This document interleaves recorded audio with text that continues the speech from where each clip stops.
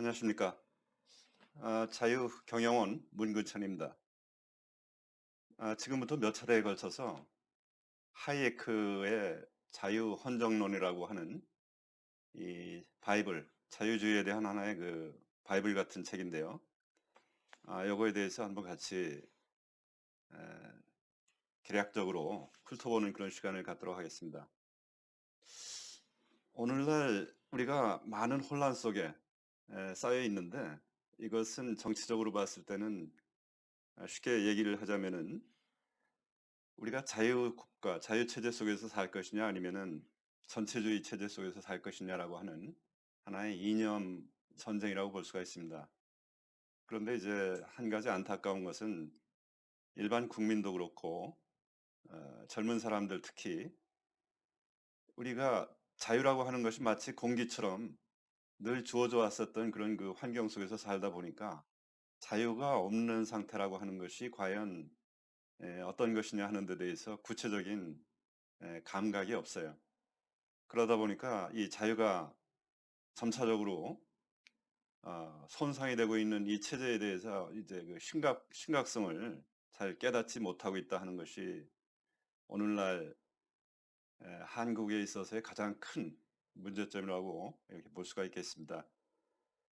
첫 장은 자유란 과연 무엇이냐라고 하는 그런 주제입니다. 그래서 이제 하이에크는 자유라고 하는 그 본질, 이거를 언어가 남용이 됨으로써 우리가 민주주의라고 하는 용어도 마찬가지지만 이 리버티라고 하는 그 자유, 이 본질이 에, 이 언어가 남용이 됨으로써 이제 점차 이것이 의미가 달아서 이 왜곡이 되는 그런 현상들을 우리가 경계를 해야 된다 하는 얘기를 일장에서 하고 있는 것이죠.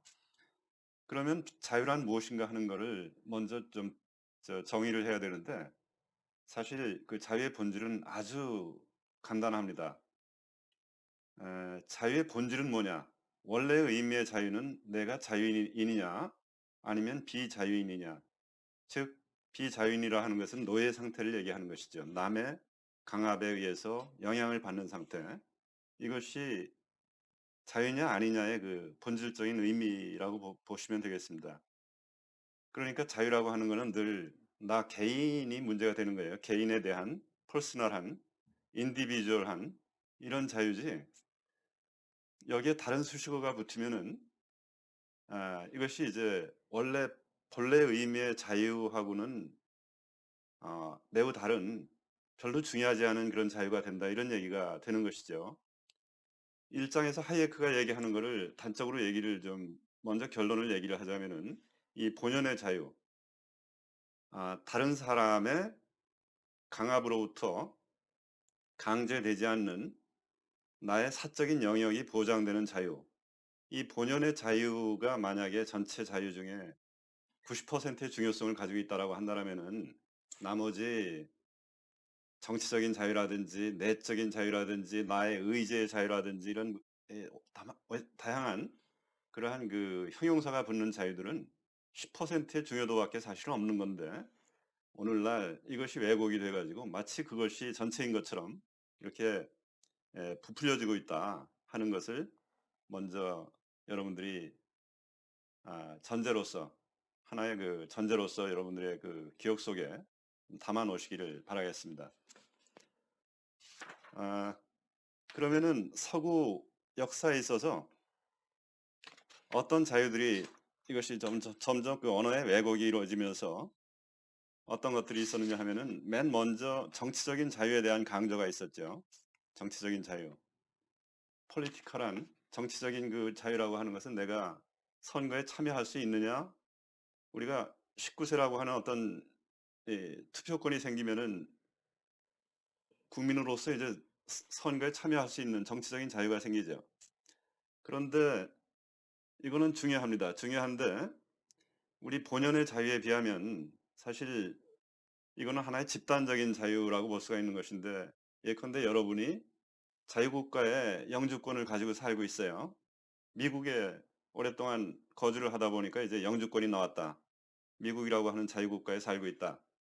그랬을 때 그 본연의 자유는 그대로 보존이 되고 있는 것입니다. 다만 투표권만 없는 것이죠.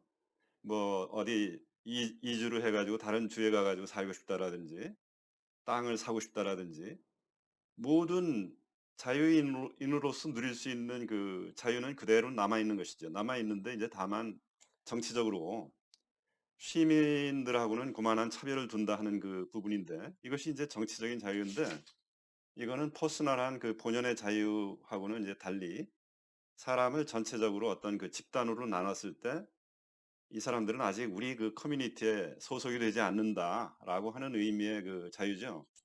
그러니까 여러분들은 그 정치적인 자유라고 하는 것은 본연의 자유에 비하면은 사실은 그렇게 중요도에 있어서 본연의 자유가 만약에 손상이 되고 있는 그런 형편이다. 그러면은 정치적인 자유가 아무리 주어져 있다손 치더라도 그거는 자유스러운 그 시스템이 아니다 하는 것을 머릿속에 두실 필요가 있겠습니다. 예컨대 어느 민족이 타 민족의 지배를 받는데 대개 그건 좀 참을 수가 없는 상황이죠. 그래서 독립을 했는데 독립을 했지만 그 새로 탄생한 그 신생 정부가 아주 강압적인 독재 정권이 돼 가지고 국민을 더 괴롭히는 예는 역사상에 아주 많이 등장하고 있죠. 아프리카의 신생국이라든지 이런 경우가 대부분 그런 경우인데 이와 같이 자유하고 정치적인 자유하고는 좀 그런 그 차이가 있다 하는 것을 첫째로 아시고요. 두 번째는 우리 내적인 자유라고 하는 부분이 있습니다. 인너, 우리 내면의 자유. 이런 말 여러분들 많이 들어보셨죠? 나의 의지의 자유. 내가 내 의지를 어려움이 있지만 이거를 관철시킨다라고 하는 건 나의 내적인 자유인데 굉장히 중요합니다. 그러나 이것이 역사적으로 보면은 나의 내면의 자유는 나의 뭐 또 다른 자아가 있어가지고 그 자아를 내가 지켜야 된다라든지 이런 식으로 철학적으로 나를 에, 뭔가 어떤 나침반이 있어서 제2의 나 이거를 지켜야 된다라고 하는 그 의지 뭐 이런 식으로 이제 얘기할 때 이제 중요하게 되는 것이죠. 요거하고 약간 반대되면서 또 한 가지 자유는 뭐냐면은 과학적인 결정론입니다. 이 세상이 돌아가는 것이 어떤 과학적인 인과관계에 의해서 딱 그렇게 정해지게 돼 있다. 이것이 이제 이거를 갖다가 원용을 하면서 마르크스가 모든 그 역사의 발전은 1단계 이 산업화에서부터 뭐 원시사회에서부터 출발해 가지고 산업화 시대 이걸 거쳐 가지고 결국은 사회주의 체제가 되게 돼 있다. 이런 식으로 이제 써먹었죠. 이와 같이 과학적 결정론 이거하고 이제 유사하게 이 내적 자유를 강조하는 그 자유 또는 과학적 결정론 이것이 이제 그 자유를 갖다가 또 남용한 그 의미를 남용한 사례라고 볼 수가 있겠습니다. 아, 역사에 굉장히 해악을 많이 끼쳤다라고 볼 수 있는 것이죠. 그렇게 되게 돼 있다 그러면은 사람들이 이 자유를 지키려고 한다라든지 이것이 자기 자신의 책임이라기보다는 역사의 순리에 쫓아가는 것이니까 아무 책임도 없이 되는 것이죠. 또는 그 독재자가 이 체제를 전복을 해가지고 이상한 나라를 만들었다. 그래도 그렇게 되기로 돼 있는 것을 내가 단지 하나의 그 집행자로서 집행을 했을 뿐이다. 이렇게 얘기를 했을 때 이것이 역사적인 결정론을 내세우는 사람, 이거를 또 믿는 사람들은 그게 그럴 수도 있겠구나 하는 식으로 이제 수용을 하게 됩니다. 아무것도 안 되는 것이죠. 그래서 이것이 이제 또 한 가지 이 자유라고 하는 용어, 단어를 중요하지 않은 덜 중요한 것을 갖다가 크게 부각을 함으로써 나타나는 하나의 그 예라고 볼 수가 있는 것이고요. 세 번째는 능력으로서의 자유입니다. 능력으로서의 자유인데 내가 새처럼 날고 싶다.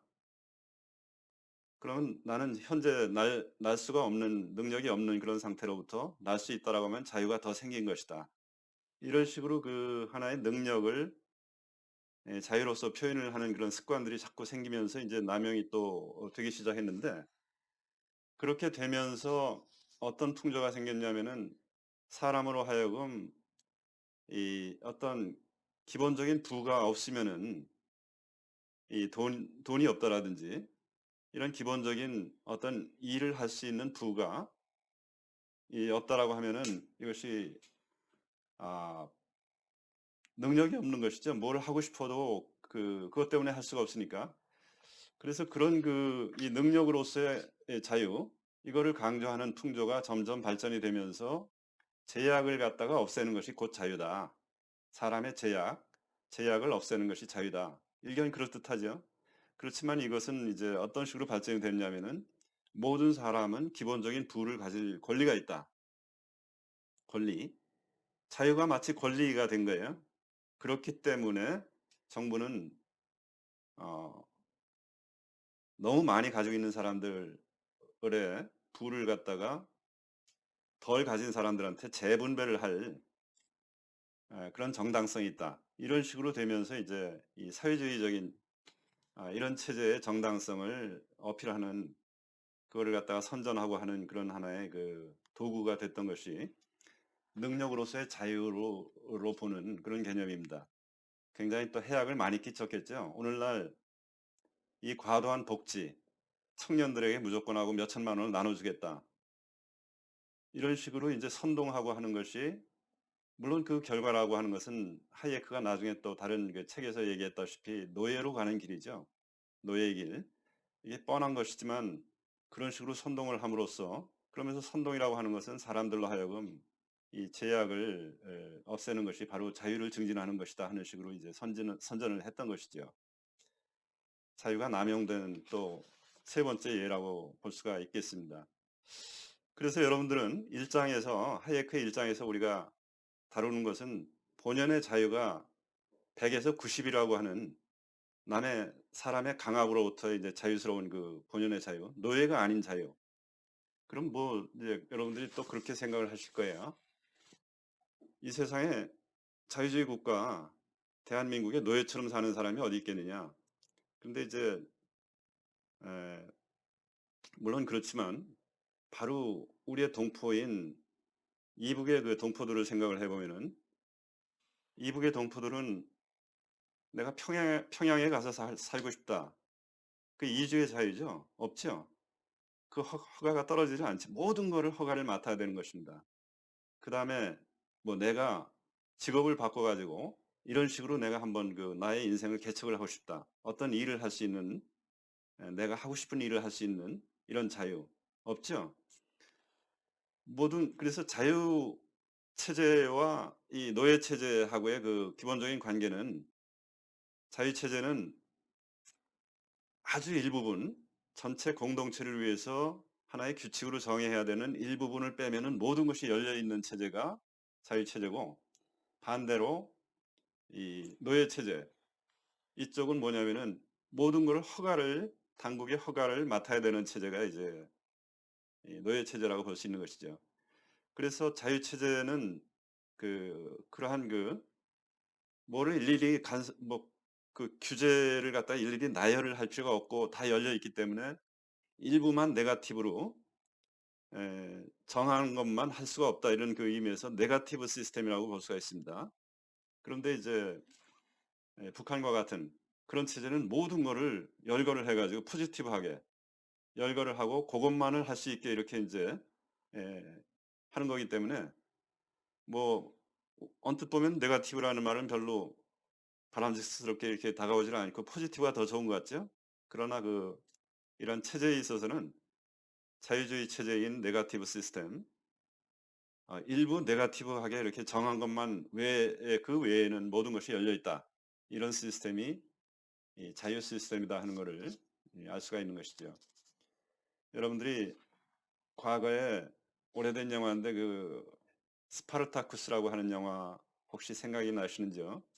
거기 보시면은 과거에 로마 시대 때 보면은 귀족이 어느 때는 아주 본인한테 충직하게 오랫동안 봉사를 했던 그 노예한테 이 이걸 해방하는 하나의 증서를 써주는 경우가 있죠.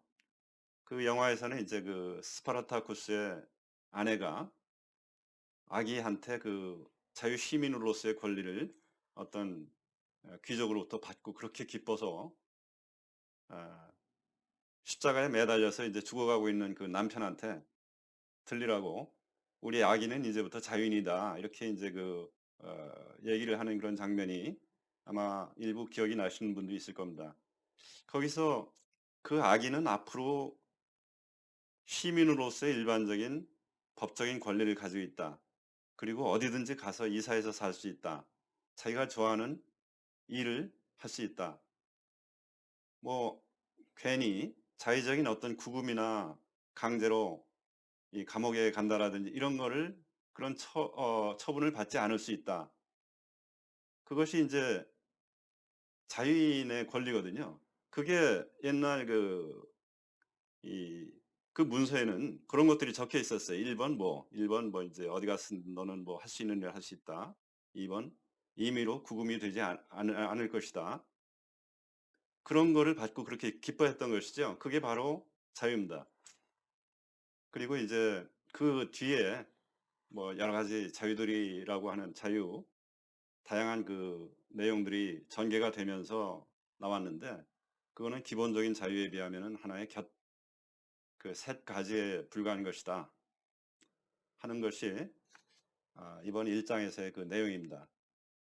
그래서 우리는 우리 체제가 인간의 기본적인 개인적인 자유를 점점 허용을 하고 이런 사적인 공간이 보장이 되는 체제로 가고 있는지, 이것이 점점 무슨 다양한 규제가 생기고 내가 자유스럽게 기업을 할 수 있는 그런 여건이 점점 축소가 되고, 이거는 점점 노예의 길로 가고 있는 것이죠. 그런 것을 우리가 일장에서 같이 생각을 해볼 수 있다. 그래서 일장의 내용은 자유라고 하는 것이 무엇이냐라고 하는 기본적인, 우리가 늘 아는 것 같지만 조금 구체적으로 질문을 받았을 때 좀 당황하게 되는 그러한 주제에 대해서 하예크가 잘 설명을 해 주고 있습니다. 감사합니다.